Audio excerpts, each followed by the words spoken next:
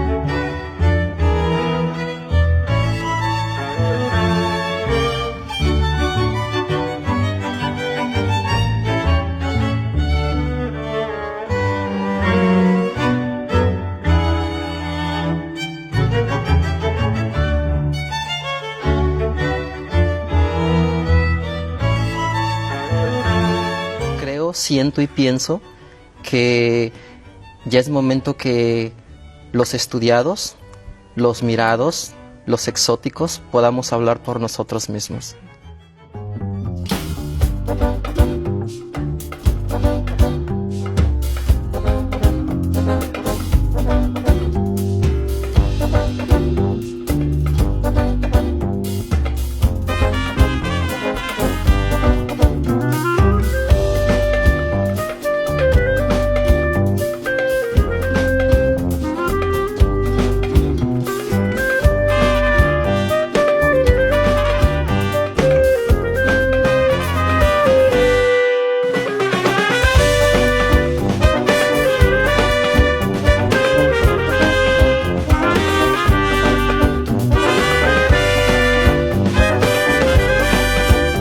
Mucho antes de que estas siglas se conocieran, ya existía una sopa de letras.